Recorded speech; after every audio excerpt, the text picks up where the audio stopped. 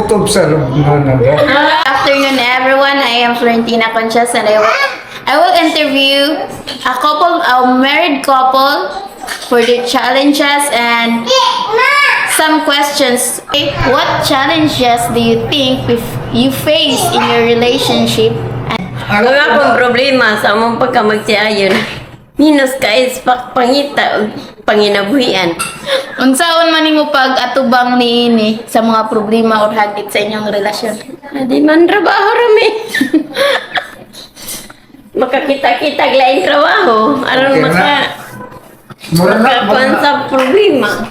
Second question is, what habit or quirks of your partner annoy you? Buot ko. Sa akong pagkalagot, sa akong pagkaasawa, Unsa man ang imong mga makalamalagot jud kaniya? Ito palubog. Unsang kinaiya or habit nga yung binuhatan kaya mo? mo magsig atubang nga ng mga kauban, magsigig inom, di ginamayo. Wanay.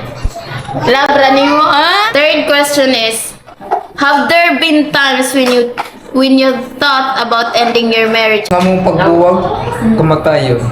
Di may magbuwag.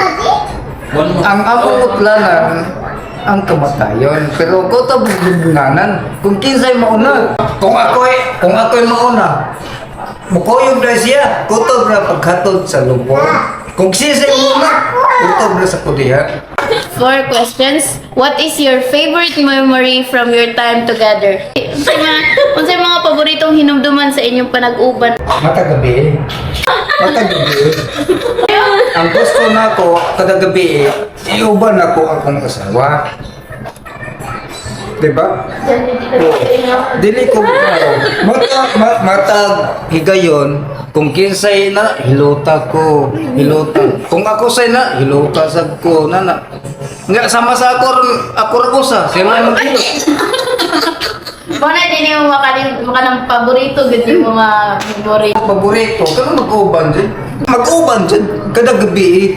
Labi na, gakos-gakos. Ayun lang ng inana. Antiguang na lang, gakus-gakus na lang. 5 questions. What do you love most about your partner? Akong pagkaganahan, siyang pagkabana, na, dili siya daw, bisa pag mahubog siya, sayo mo siya mga to sayo. Si mama ni mo, bisag ko diya, makainom ko, tinon, makainom ta, nagturo naman din na. Kani may mga tusayo. Pero ako, mahubog, sayo kay kumubangon. Di makuha. What advice would you give to your younger couples for a long-lasting happy marriage? Ang sabi, tambag nga. Dili magsikinom, dili magkada-magkada.